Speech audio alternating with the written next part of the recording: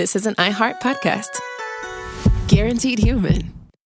The springtime thaw is finally here. Flowers are blooming. Days are longer. We're saying yes to more plans and finally getting outside, running, walking, just moving again. It's the perfect time to upgrade your everyday go-tos with Bombas. Take Bombas sport socks. They're super comfortable and designed with sport-specific tech for running, cycling, yoga, hiking, you name it. I use them to run in, and I can tell you they work beautifully. So head over to bombas.com and use code SYSK for 20% off your first purchase. That's BOMBAS.com, code SYSK at checkout. On eBay, every find has a story. Like if you're looking for a vintage band tee, not just a tee, the band tee. You wore it everywhere until your ex-boyfriend stole it. Now you're on eBay, and there it is. Same tee from the same tour. The things you love have a way of finding their way back to you, especially on eBay. Where else can you find that mint trading card you search for everywhere that's out of print? Or your first car, the one you wish you'd never sold? It has to be eBay. Shop eBay for millions of finds, each with a story. eBay. Things people love. Welcome to Stuff You Should Know, a production of iHeartRadio.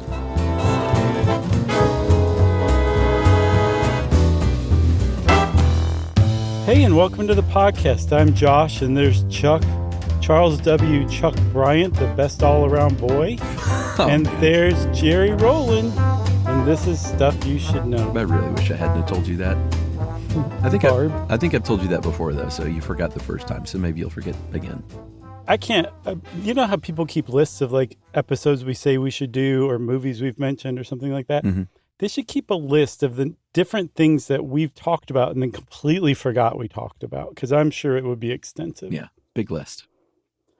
So speaking of big lists, Chuck, we're talking today about priming, which is the present tense of primus.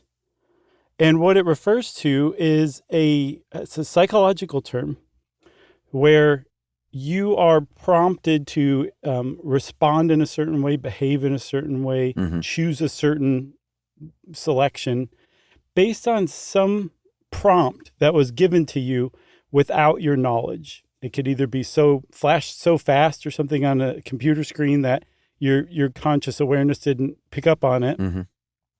Or it could just be presented to you in a way that you're not aware that it's actually related to the thing that you're being, say, tested on. Yeah, exactly. And this is a big thing in cognitive psychology. And, you know, we're going to kind of get into the ins and outs of it. Some of it, there's a lot of, for some of it, there's a lot of studies that sort of indicate that there's a lot to it. There's another part of this that we'll get to where there's a lot of studies that aren't so great or that have been fudged or data's been massaged or completely fabricated, where it seems like sometimes they've been found out as far as researchers go. But it all comes down to memory. And if you're talking to a cognitive psychologist, they'll say that you have a couple of ways that you remember things. One is your explicit memory or your active or conscious memory. Like if you're trying to think of something and you're actively engage your memory to think of a thing, that's what that is. Or like if somebody asked, like, what was Chuck's senior superlative in high school, I would think back to a fact that I learned, and I would say best all-around boy. Is it going to be one of those? Mm-hmm. And then implicit memory is the other one, and that's just what you remember on an unconscious level. So if someone asked me, what was your senior superlative, wouldn't even have to think about it. Best all-around boy, boom. It just pops right out as if it were my name. Right. So those are, and this is really kind of like breaking it down to a really rough, basic level. It's much more complex than that. But we bring that up because it's it's tapping into the different ways that you access memories that priming is based on. Yeah.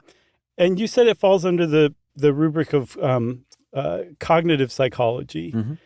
And that is true. Cognitive psychology has shown very clearly that this actually works, that if you give somebody, say, a word and you show them a list of associated words, it's going to just happen that they're able to pick out the associated word faster than other words. They're we'll give you some examples rather than just me mushing it all together. Let's tease it out a little bit, like a 80s perm. Yeah. Oh boy. Yeah, let's do that. So, because I think if we give some of these examples, it'll make a little more sense. For instance, this first exercise that Dave helped us out with this, Dave found this one, is called the lexical decision. Mm-hmm. And that is the idea that if you put a word up on a screen for a couple of seconds as a priming word, then you as the subject will indicate the next word on the screen if it's a real word or if it's a nonsense word, but that will be influenced. That's your lexical decision you're making, but that will be influenced by that priming word that you saw. So in this case, Dave used the example, doctor. You're sitting there in the lab. Bill Murray's on the other side. Got the shocker already. Doctor pops up on the screen for a couple of seconds. That's your priming word. And then all of a sudden, other words pop up after that. And our job as a subject is to say whether that's a real word or a nonsense word. And obviously, you would think, if the word nurse pops up, you're going to be recognizing that a lot faster. So it's all about sort of the speed at which you recognize this as a real or nonsense word. Nurse would be a much faster decision than if it was basketball. Right. And it's basically words that share a similar category are more easily accessed once you've been primed. Almost like the way that we sort things is by putting them into large categories like doctor, nurse, hospital, stethoscope, right? Mm-hmm. And then once you open that category by thinking of doctor, you're going to be able to access the other stuff in that category much more easily than, say, something in a totally different category like cheese, in the same category as delicious, that kind of stuff, right? Yeah, or basketball. That seems, sure. That seems like what it's tapping into. And it actually seems to reveal that that's kind of how we store memories. There's another demonstration that was pretty famous that shows for sure, again, I just want to get this across, cognitive priming really works. If you give people a list of words and one of those words has a letter missing, say a vowel that could make multiple different words, they're going to choose or they're going to fill it in differently based on the other words in the list. So, for example, if you have a list of words, bread, milk, hot, and then the last word is S-O blank P. Poop. Sure. Or soup. Oh, sure. I think would be a good one, right?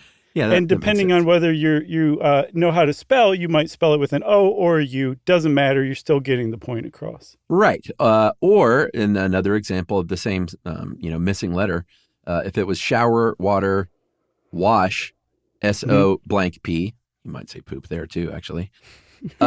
Soap would probably be the word. So, it's just a very intuitive kind of thing happening because your brain is working in a very unconscious way non-conscious, because it is primed by the words that precede the one with the missing letter.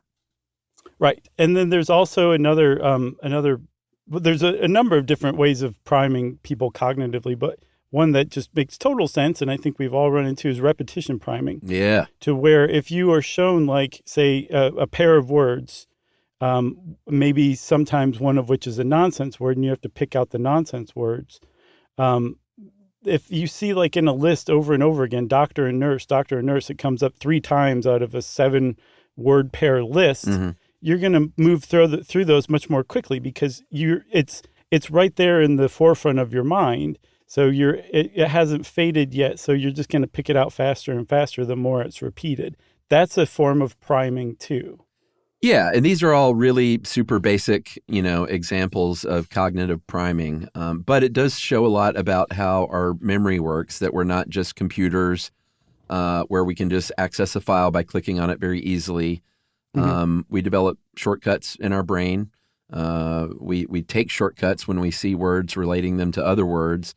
And so it just makes sense. You could access something much, much faster because you have been primed. In other words, our implicit memory can be tapped into a lot quicker than our explicit memory.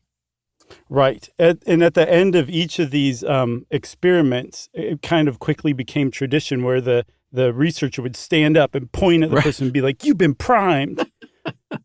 Maybe adding a booyah once in a while. Yeah, and Deion Sanders just moonwalks through the background. Right. So we know that this is true also, not just because study after study has shown that this is actually correct, But when you put somebody in the Wonder Machine, the fMRI, Got to do it. yeah, they found that like if you ask somebody the name of, let's say Anya Taylor-Joy, say who was the star of The Witch, but also The Gorge, which isn't that good. I thought that was fairly entertaining for a not great movie, by the way. The Gorge? Yeah, it was highly watchable on like a rainy, not feeling so great day kind of movie way. Agreed. Yeah. Agreed. It just, wow, it takes a sudden turn. Yeah. It's just really surprising. But yes, I agree. I think that's a good way to put it. You would stop and think like, oh, Anya Taylor-Joy. And by the way, The Queen's Gambit is one of the best things I've ever seen in my entire life. Oh, yeah. The chess one?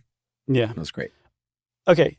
But if you also said, name a animal that you think of when we say the word dog, what they found in the fMRI is that different parts of your brain light up. So we do know that priming does have a certain effect, and it is different than our normal kind of conscious recall. I wonder if when they go into the fMRI Wonder Machine room now, the person running it just goes, I'm telling you what's going to happen. A part will light up and then another part will light up and you'll all be super happy. Right. You've been primed. You've been primed, and then Dion just very slowly moonwalks. Right. So, okay, that's cognitive priming. Now imagine if you were a psychologist and you said cognitive priming is kind of boring. What if we could use that same stuff to get people to eat more cheeseburgers? Yeah. Or to vote for a particular candidate in a political election? Like, what if priming works for that? Yeah, and that's, it's all fun and games to just sort of look at these little experiments on a campus somewhere, but if it has a real world use, especially when it comes to marketing and advertising and stuff like that, you can bet corporations are going to sink some money into doing that. Yes. So this is the handoff right here between cognitive psychology to social psychology. And social psychology has studied priming in great detail. It was a huge hit. You'll remember back to nudge economics. We talked about it in our PR live episode. Yeah. Like it was a big deal in like the late aughts to about the 2012, I think, something like that. It was just a big deal. And it makes a lot of sense. Like it's the basis of things like ideas like McDonald's uses red and yellow in its logo because those colors are associated with excitement or energy or happiness, or they call it a happy meal because over time your kid will associate McDonald's with being happy or I'm loving it.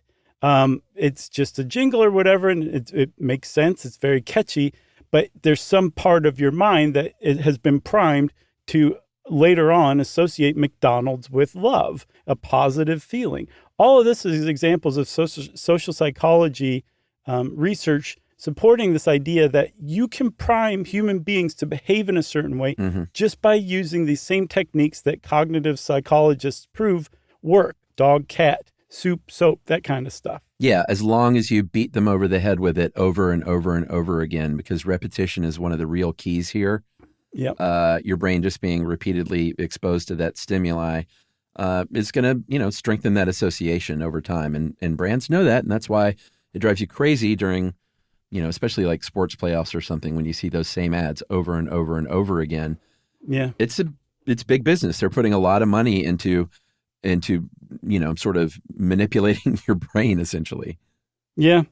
I've said it before and I'll say it again. For some reason, some ad exec chose morning reruns of Murder, She Wrote on Start TV over-the-air channel network for the Burger King terrible singing ad. There had to be some research into their viewership or something, right? It had to be, but the thing is, every single other ad is for like Humana life insurance or health insurance or dental insurance because you just retired and now you have Medicaid. Like every other ad, it almost stood out.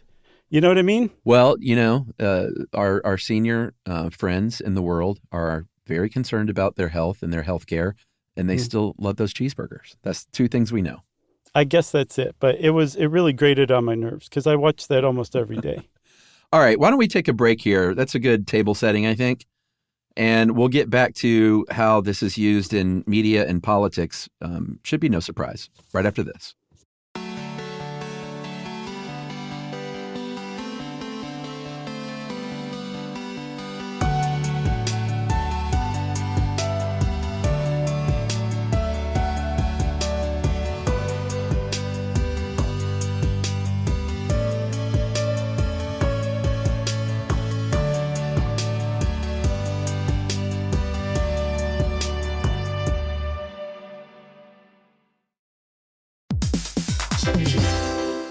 Hey everybody, we're here to talk to you about Wayfair, who believes that spaces should be functional, they should be comfortable, they should be well designed, and they can be well designed by you with their help. Your updated space should feel more comfortable, inviting, and practical for everyday use. And we're talking about outdoor seating. We're talking about grills. We're talking about major appliances. If you need storage solutions, Wayfair can help you out. Patio lighting, rugs, decor. It is your one-stop shop for home. Yeah, I mean, it's getting nice out, so it's time to think about living outdoors for the next few months. And Wayfair knows that outdoor furniture, it's heavy, it's intimidating to assemble. So Wayfair has stepped in and said, we're going to handle the hard part so you don't have to. That's right. You can shop Wayfair Verified, your shortcut to the good stuff. And that means their team of product specialists are going to vet everything by hand using a 10-point inspection, testing things like, quality materials, functionality, and features, and even how long it takes to build that piece of furniture. And the overall experience save time, reduce hassle, and improved convenience. Patio season is here, and these deals won't last. So head to wayfair.com right now to get your outdoor space ready for way less. That's WAYFAIR.com. Wayfair, every style, every home. Dell PCs with Intel Inside are built for the moments that matter, for the moments you plan and the ones you don't. Built for the busy days that turn into all-night study sessions, the moment you're working from a cafe and realize every outlet's taken. Yeah, the times you're deep in your flow and the absolute last thing you need is an auto update throwing off your momentum. That's why Dell builds tech that adapts to the way you actually work. Built with a long-lasting battery so you're not scrambling for the closest outlet, and built-in intelligence that makes updates around your schedule, not in the middle of it. That's right. They don't build tech just for tech's sake. They build it for you. Find technology built for the way you work at Dell.com/Dell PCs. Built for you. Our listeners love puzzles, paradoxes, and hidden patterns almost as much as we do. On TikTok, those fascinations come to life.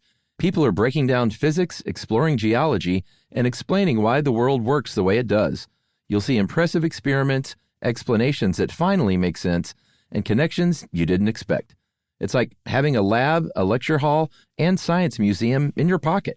TikTok is where wonder is shared, where curiosity turns into discovery, and where millions learn something new every day.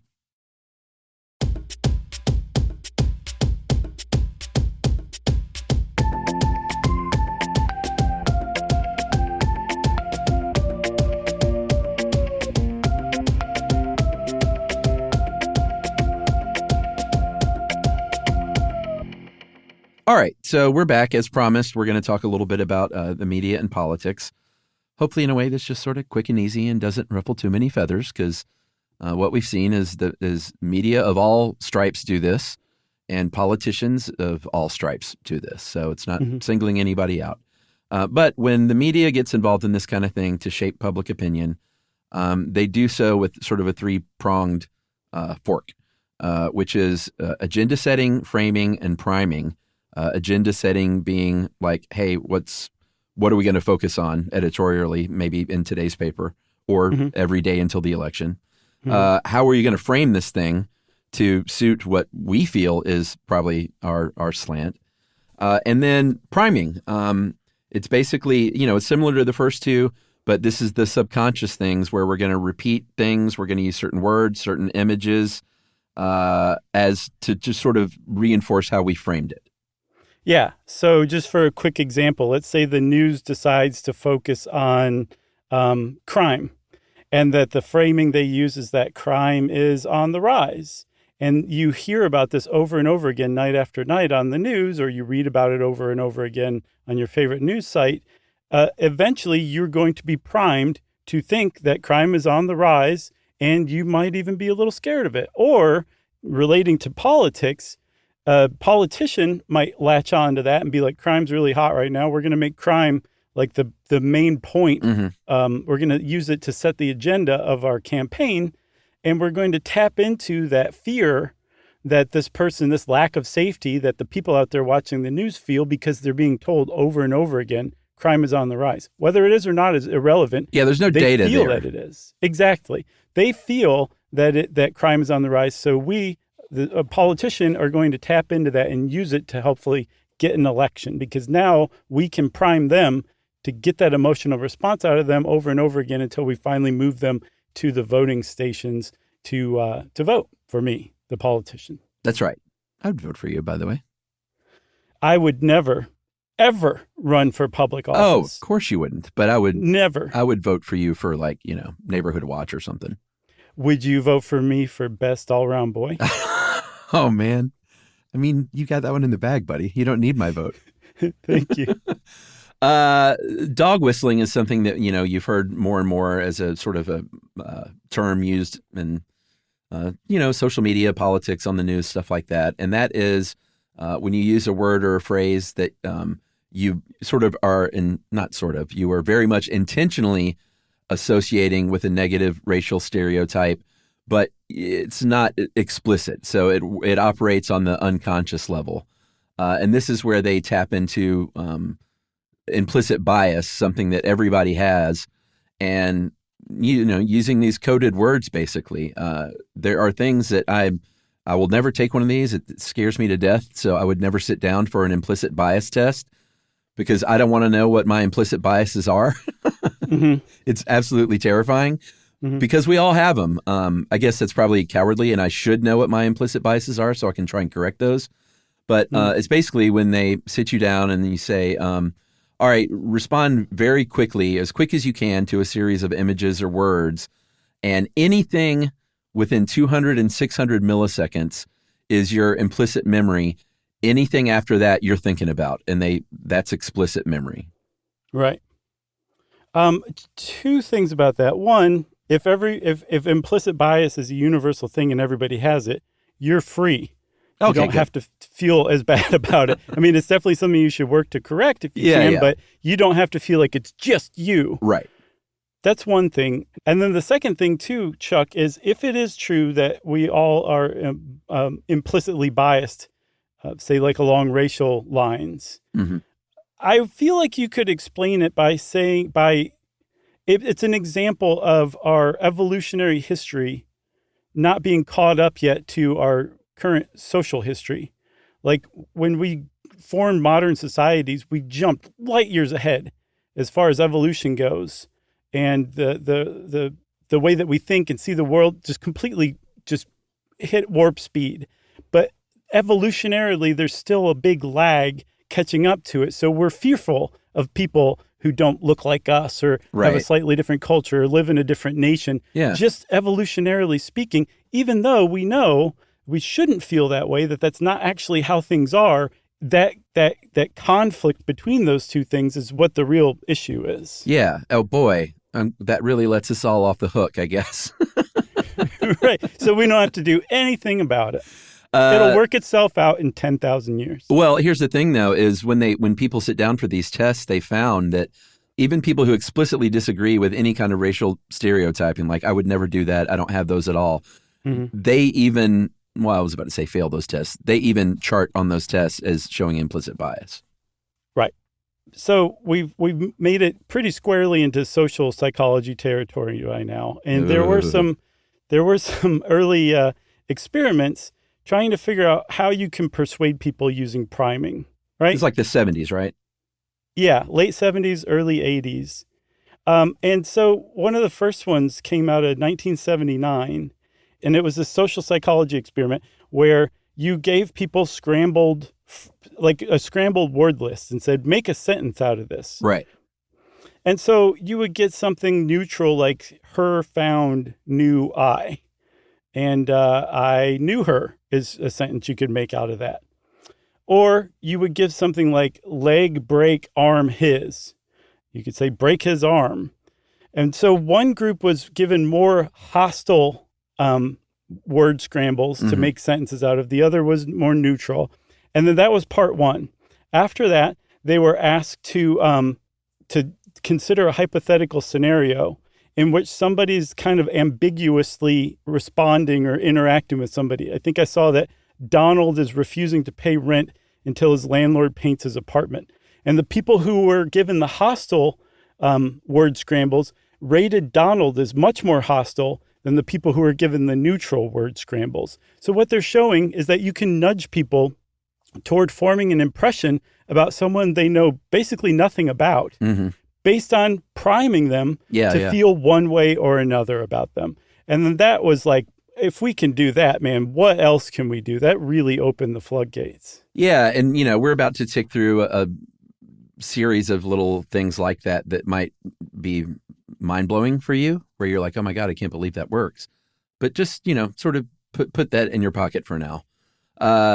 There was one study where it was unscrambling sentences. Half the people were given sentences that had words that were, like healthy and active lifestyle words. The other half got neutral words, and afterward they said, all right, you guys are great. You can go ahead and leave there. You can go up the stairs there and get out of here to the parking deck up there, or you can take the elevator. And people who unscrambled the healthy words were more likely to take the stairs afterward. So they're like, hey, that's pretty much proof right there. They had been primed with these healthy words to make a healthier decision afterward. Right.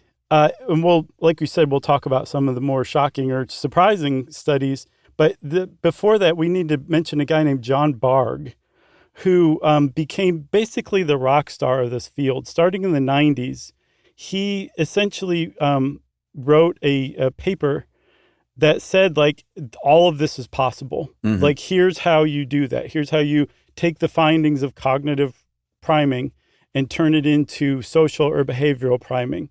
And he was very famous for a couple of studies, many studies, but there's two that really stuck out to me that, let me give you an example. One is that he tested whether something as random as temperature could affect your impression of another person. Yeah, I thought that was interesting because it was like they had used words and finally they're like, hey, I wonder if words worked, if images alone could work. And then he was like, hold my beer. Right. What about just temperature alone? So in this one, he asked participants to hold something warm, like a cup of coffee or a warm cup of soup or something, or a frosty cold beverage, and then they bring them in a room where they have a conversation with a stranger, and they found that, he claimed to find, that people who were primed with that warm beverage had a warmer impression of that stranger afterward, and people who had that cold beverage, frostier, had they felt frostier toward that person. Right. So that means that you can nudge people to feel a certain way based on metaphor, priming using metaphor, and not even words or images, but temperature. Yeah. Another one that he figured out was this, and this is the one he's really famous for. I think this is the one that came from his 1996 paper. But he tested to see how certain kinds of words affect certain kinds of behavior. And he took some 19, 20, 21-year-old students and had them do that famous word scramble. Priming researchers love word scrambles. Yeah. And some had just a normal, neutral set of words to pick out from. Another had sets of words that were associated with being old, but not so straight ahead that you'd be like, these are all old people words. But they were like bingo or Florida or wrinkles, that kind of stuff, right? That was part one. And then the students who were participating thought that they were done at that point. But he said, okay, now we've got to do part two, but we're going to have to go to the end of the hall and turn right. And there's another lab we need to go to for the second part of this test. But the real thing he was doing was clocking how long it took the students to make it from one end of the hall to the other. And he found that the people who had worked with word scrambles that had age or elder related words walked slower than the people who had the neutral words. And this was the one, this experiment, Chuck, is what broke open. This is what led to nudge economics. This is what led to governments saying like, man, we could use this to like move people in a way that we want them to, that's healthier and happier. This is the study that did that. Yeah, and here's I hope I'm not giving anything away for Act 3 when we sort of rain down our judgment upon this stuff. Right? But like, even when I was first going through this, I was like, I even know there are so many variables to account for in these experiments that there's no way they're accounting for them. Like the taking the stairs or taking the elevator. Like who was tired that day, who had a bum ankle, or who, there's just so many different variables to account for on why someone would take the stairs or an elevator, or why somebody would walk slower down the hall. Maybe they were super bored by this experiment, and so they walked a little more sluggish or something like that. And those types of variables, they weren't accounting for ever, it seems like. I think we can just go ahead and reveal now. What do you think? Yeah, sure. So I wish you had been a luminary in the field of social psychology and priming research back in the late 90s, early 2000s, because you could have derailed this whole thing before it ever got started. Because if that seemed ridiculous to you, that idea that you could suggest old-related or age-related words to 20-year-olds and they're going to walk slower because they were just thinking about being elderly. Yeah. If that seems ridiculous to you, you are 100% right. Okay. It's a ridiculous study, and it's ridiculous that the entire field of social psychology, economics, the politics paid attention to this and went all in on it. But what we're actually talking about today is one of the biggest black eyes in the history of psychology that didn't involve torturing human beings. Yeah, but, let's tick through a few of these that you found kind of quickly, because I think it just illustrates, though, how a company or a political party would really latch onto this when they see stuff like this, right, without kind of like critically thinking on how they got there. One study, exposure to fishy smells would induce suspicion on trust-based economic exchanges in a trust game. In other words, like they smelled something fishy, so they're going to carry that over as in something smells fishy. Can you imagine reading that in a scholarly journal and being like, man, that's really crazy? I would say this paper smells like tuna. Right. There's another one. Remember power poses? I specifically remember John Hodgman realizing that I was nervous backstage at the Bell House once and telling me to do a power pose. Oh, really? To get over my stage fright. And I was like, this isn't working. The reason it doesn't work is because that was a finding from priming research. Oh, man. Did you text him and say, you're full of crap? No, I'm going to let him hear this episode. Okay. There's another one. If you make a frowny face and you're shown upsetting pictures, you will self-report, that should be a red flag in and of itself, that you were upset by pictures of starving children, people arguing, accident victims that had been maimed, more than people who weren't making a frowny face at the time they saw the pictures. Yeah, here's one that's interesting to me. Money primed people are more selfish. So if I guess they did this experiment with people who made a lot of money and people who didn't. I think it was they were winning money in like games. Oh, okay. But the long and short of it is, if you were one of the money people, quote unquote, then you would not, if someone spilled their pencils, like one of the researchers, like, oh, look at me, I spilled all these pencils. They wouldn't pick up as many pencils as someone who didn't have the money. So people without money are kinder. I can see where that's going in a way, but there are also just so many variables in that, Right. And also, if your study is supporting just a general moral judgment against a certain group, yeah, it may have been biased in and of itself, right? Yeah, that's a good point. There's another one. I love this one. These last two are great. If you think about stabbing a coworker in the back, metaphorically, you are more inclined when given a choice to buy soap, detergent, or disinfectant than you are to buy batteries, juice, or candy bars. Out damn spot. Yes, exactly. Why don't you give him the last one, Chuck? Okay. If you were in this experiment, you were induced to lie to an imaginary person, either in an email or a phone call, and then in a test that followed that, of the desirability of different products. People who lied on the telephone, they actually said the lie out loud, preferred mouthwash over soap, and people who typed it out and lied in the email preferred soap to mouthwash. Yeah. The first group preferred mouthwash to soap unless the soap was Lifebuoy. Right. So, okay. Yes, we should probably rein it back a little bit. Yeah. Because our bias is showing, but for good reason. I mean, we should say priming is not just this point of ridicule. The bottom fell out of this really hot, super sexy field of research that everyone had bought into, like a mudslide going down a mountain. Like it just erupted. It went so south so fast that today, about almost 15 years on since everybody was like, this is all made up. It's essentially a discredited field. Like there's almost no one working in this anymore because most people are like, this isn't true. Yeah, but that's not to say that people didn't get a lot of like legitimate recognition for this stuff. Like people won Nobel Prizes who worked on this stuff and wrote best-selling books who worked on this stuff and made millions of dollars like speaking to corporations about how they can better, take advantage of their consumers. So it was swallowed hook, line, and sinker. So let's give you an example. Daniel Kahneman, he was already a Nobel Prize winning economist. He wrote Thinking Fast and Slow, and it was essentially an introduction to nudge economics and priming for the average person. And it was a huge bestseller. I mean, everybody was reading that book back in the day. I think it was 2002. Okay? Yeah.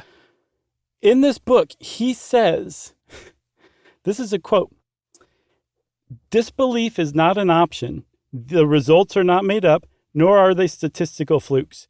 You have no choice but to accept that the major conclusions of these studies are true. You have no choice but to say that this is true, so just get on board." This was like a Nobel Prize winning economist who was a psychologist himself who wrote that to the rest of the world, saying like, don't even question priming. This is true. Let's figure out how to use it to persuade people to do what we want. Yeah, there was another guy, we talked about the nudge earlier in 2008, another Nobel-winning economist named Richard Thaler co-wrote a bestseller called Nudge, Improving Decisions About Health, Wealth, and Happiness.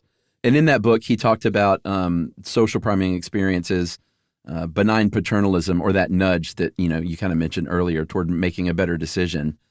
And then there's this other economist they're all economists, Daniel, what's his name, Ariely? I think so, yeah. And he tested a lot of these supposed nudges. In one experiment, he had students grade their own tests, but before had half of them write out as many of the 10 Commandments as they could remember. And what he found was that those students were less likely to cheat on their self-graded testing because they had just been primed to sort of think of like, hey, what's the right thing to do? Totally makes sense. Why even question it? He worked with a car insurance company for another study. Car insurance companies will sometimes have you say how many miles you've driven in a year. And you can just lie and your insurance rates will be affected on whether you lie or not. So to find out if you could make people be more honest about that, Ariely introduced an honesty pledge that the person would sign at the top of their insurance agreement or contract saying, I won't fudge these numbers. And those people fudged their numbers less than people who didn't have that pledge to sign. So if you prompt people to be honest, whether it's the 10 Commandments or pledging honesty or whatever, they're going to be more honest. And that's a perfect example of the nudge economics that just swept the world at the turn of the 2000s to the 2010s. Yeah, I wonder if they asked any of the participants coming in, are you honest generally or not?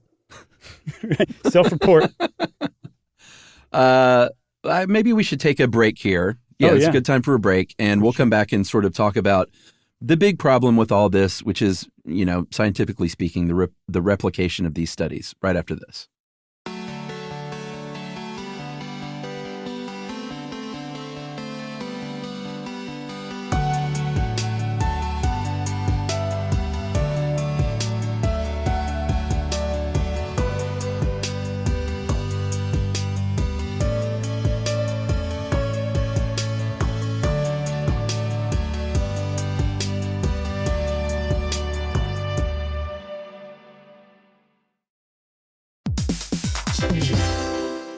Dell PCs with Intel Inside are built for the moments that matter, for the moments you plan and the ones you don't. Built for the busy days that turn into all-night study sessions the moment you're working from a cafe and realize every outlet's taken. Yeah, the times you're deep in your flow and the absolute last thing you need is an auto update throwing off your momentum. That's why Dell builds tech that adapts to the way you actually work. Built with a long-lasting battery so you're not scrambling for the closest outlet, and built-in intelligence that makes updates around your schedule, not in the middle of it. That's right. They don't build tech just for tech's sake. They build it for you. Find technology built for the way you work at Dell.com/Dell PCs. Built for you. The universe is full of mysteries. Black holes, quantum physics, galaxies.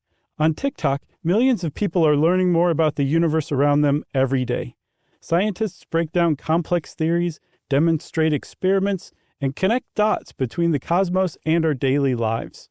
One scroll might reveal the concepts on the fabric of space-time, the next an optical illusion. It's discovery on a massive scale, where millions learn something new every day.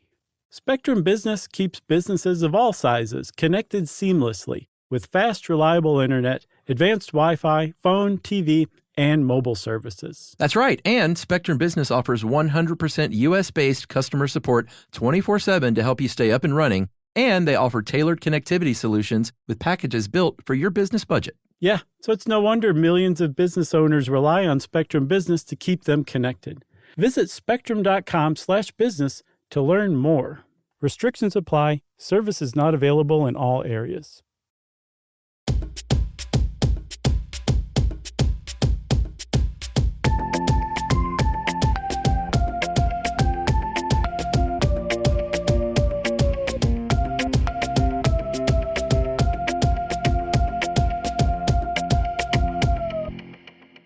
Okay, Chuck, so we've talked about this before, the replication crisis in science. I think it's in the physical sciences. It's all over where people have had these landmark papers, groundbreaking papers that have changed the world, changed how people act, changed where research dollars go. When somebody finally gets around to trying to replicate that exact same experiment, they come up with different results, often negative results. They can't replicate the results that study found. And like I said, that's throughout science. This is a big problem. But in psychology, and more specifically social psychology, the replication crisis is shaking the foundations of the field. And a reason why, let's do a little thought experiment here. Imagine that you're a social psychologist researcher. Okay. And you're at the university. And you have come up with an experiment that you believe the results of which will be used at corporations, political campaigns, all over the place to persuade everyday people to change their behavior, which will shape the world for years to come. But you don't really feel like leaving your office that day. So you just bring in a bunch of students, maybe 15 of them, experiment on them, and then extrapolate those findings to a human universality. And then it gets packaged and exported to corporations and political campaigns. That, in a nutshell, is social psychology. Yeah, I mean, that's what happened. We have some specific examples of like real malfeasance that happened in these studies, in some cases even, not just like, they didn't account for all the variables. Like in some cases, they massaged data that Daniel Ariely guy that we were talking about. Yeah. And his colleague Francesca Gino, they were accused of massaging the data just to fit their hypothesis. It turns out that car insurance company came back and said, that data doesn't even match what we sent you and what you published in that honesty pledge situation. Yeah. There was another guy, a Dutch guy named Diederik Stapel. He was a big name in this field. Mm-hmm. He fabricated studies out of whole cloth. Yeah, for sure. So it's bad for psychology, bad for social psychology, but priming research, it was just, this is like, it must have just felt like a bloodbath day after day if you were in the field. Just bad news after bad news. It got so bad that 10 years after he wrote Thinking Fast and Slow, Daniel Kahneman wrote an open letter, but it was actually directed to John Bargh, saying like, this is really bad. He said that priming research is the poster child for doubts about the integrity of psychological research, and he warned of a coming train wreck, and was basically saying like, hey man, you guys, I'm just a believer. I'm just a fan. You guys screwed this up. You better fix it. And there's actually, I found a really great website called Replicability Index. It's a blog by Ulrich Schimak at the University of Toronto. And they have something called the reconstruction of a train wreck, where they go through and pick out like how Kahneman sold this to the public and misrepresented it all sorts of different ways himself. So he's passed on, R.I.P. I don't like to speak ill of the dead, and everything leading up to that, from what I understand, was a great career, but he just hitched his wagon to the wrong thing and then tried to distance himself from it as much as he could. Yeah, and the community that worked in that field certainly woke up, and they weren't just like, "Oh, no, this is no big deal." They were like, "All right, this is a real problem." So they have tried since then to try and clean things up a bit and address what they call QRPs, or questionable research practices, of which there are many. We're going to talk about some of them right now, but one, obviously, you sort of mentioned this, was they're just really small studies. You can't make these big, huge conclusions about human behavior when you study 12 college freshmen, on a Saturday morning.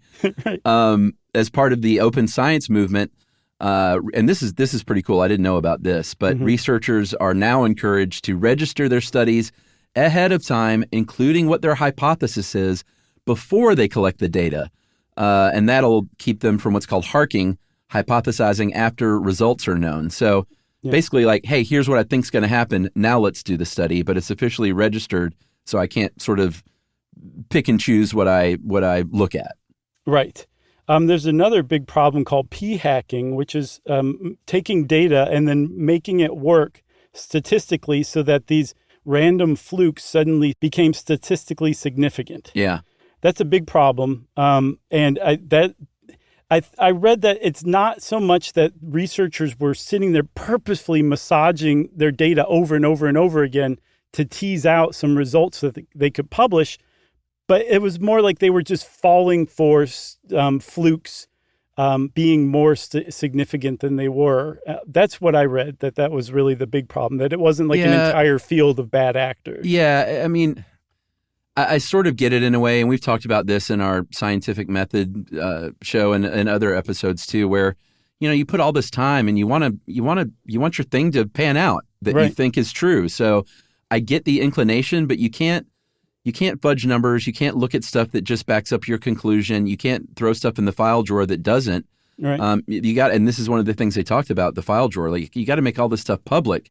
And part of the problem is the media, because they want to write about something splashy and super interesting. Right. And so, like, there's a lot of things at play here that go into why somebody would do this beyond just being like, you're a bad person. Yeah, and so there's something called publish or perish. Like, you basically are advancing your careers if you get published in an academic journal. The problem is academic journals, they're like the media. They want it to be splashy and sexy, so they don't really publish negative results anyway. So even if you wanted to, you'd have a hard time getting it published in a legitimate journal these days. So that's a big problem. Ultimately, Chuck, the biggest problem, and this is what really tripped up social psychology. It's the drum that you've been beating this whole time. Humans are not predictable computers who will respond in a predictable way. No. If you give them a specific stimulus, that's just not how humans work. No. And even the same person will react on a different day to the same exact experiment depending on a host of factors. Sure. So the same person will respond differently. You better believe different people will respond differently to the same stimulus. And then it also depends on who's presenting the stimulus. Is it being presented by a grad student who's posing as one of the participants? Or is it like a professor wearing a white lab coat for some reason? That's definitely going to shape the information or the stimulus that's being received.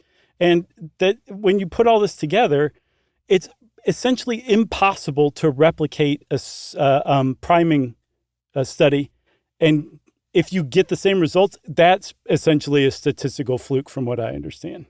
Yeah. I mean, we've talked about the Stanford prison experiment a few times. And looking back, like, especially when you see the movie, I talk about who's presenting the experiment. It's like, when those guards showed up, it's like, you look ridiculous, you know? I know. You look like an 18-year-old who painted on a mustache and put on some, mirror aviator sunglasses trying to be a prison guard. Yeah, and developed a Southern accent. That one always stuck out to me. Yeah, exactly. So one reason why, when you're looking back, so we should say that there are still people, I think I did say, working in this field earnestly, but they're essentially going through and picking out what could be salvaged from it. Yeah. And what they're finding is that priming does work, but like we said, it's going to work differently for different people. There's very few universalities, if any. But one thing that they have figured out that is legit with social or behavioral priming is that you can be primed most easily and most reliably if it's pointing you in a direction you already want to go. So let's say you want to lose weight. If you're given a menu that has words like light or diet on it or something like that, you're more likely to choose those items than somebody who isn't interested in dieting. Yeah, for sure. That's essentially what it got reduced back to, which is just barely beyond cognitive priming, but it's legitimate, and that's where they're starting out from again. That's the current state of social priming. But just one more thing I wanted to talk about, Chuck, is why everyone bought into this. Well, why do you think everyone bought into it? I'll tell you why. Thank you for asking. Because it reduces humans to an understandable, predictable state. Yeah, which is very easy to market and sell to. Yeah, and among understand, not feel threatened by, but also to feel superior to. I ran across one explanation called NPC theory, non-player character theory, like referencing background characters in video games who don't think for themselves. They're just kind of automated. And something like social priming, it underscores that idea that other people are like that. I'm not like that. I can think for myself. Nobody's going to dupe me into eating a cheeseburger or voting for them. Yeah. But other people that happens to, and that's what priming research supported, that other people are non-player characters, which elevates your sense of superiority and your sense of intelligence while also deflating that of other people in your mind. I have to say, though, we said the word cheeseburger so many times. I can't remember the last cheeseburger I had. All I want right now is a cheeseburger. Is that right? Yeah. Okay. Well, we'll get you one. What kind do you want? Well, Dave said something about nasty McDonald's cheeseburgers in his article. I saw that. I was like, what are you talking about? McDonald's, it's a classic. It's the best of the best. Yeah. Well, Dave may not like it. Maybe he's a Hardee's guy. Maybe he's one of those guys who eats his cheeseburgers on a brioche bun. Oh, an egg roll. You got anything else? I got nothing else. These are always fun. I like these. They are. We don't very frequently tee off on something, but it does feel good when we do once in a while. Chuck just said yeah, and as everybody who's ever listened to the podcast knows, he just unlocked listener mail.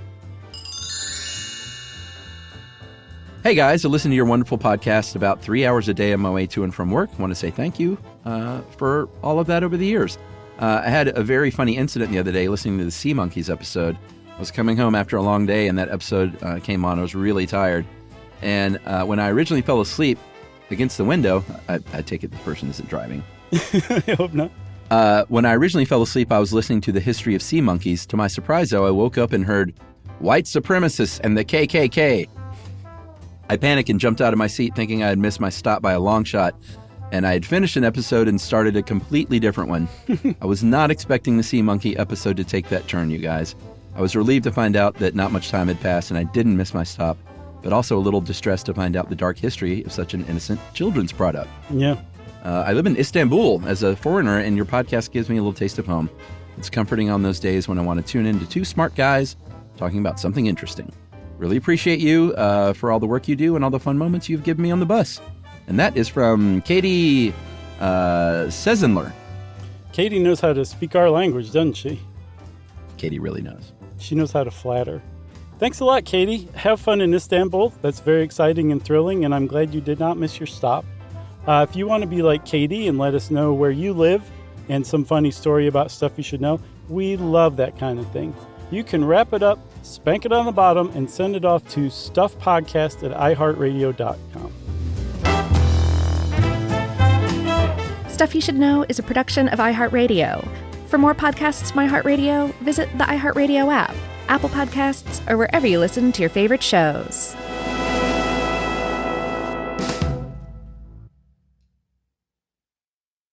Everyone knows winter is the real mess maker. You don't need WeatherTech floor liners for summer unless you hit the beach and half the beach ends up back in your car, or the campsite dirt ends up in your trunk. Then you'd want a cargo liner, or a road trip goes sideways, lemonade spills, ketchup goes rogue, ice cream drips. Yeah, you'd be pretty happy about those WeatherTech seat protectors. So just to be clear, as the mud you're inevitably going to step in this summer, you don't need WeatherTech unless you plan on doing summer. Visit WeatherTech.com today. When it comes to small business, people want to talk to people, not bots, not voicemail. Your customers or clients want a real human connection. And that's exactly what they get with Ruby. Ruby is the virtual receptionist company that takes care of your callers when you're unavailable, in the middle of something, or just don't want to pick up. They can answer, screen, and transfer calls, as well as take messages, collect payments, book appointments, and more. All while saving you time and making the people you serve feel special. It's available 24/7, 365 days a year, and is 100% based in the U.S. See how it works at ruby.com, or better yet, give them a call at 844-900-RUBY.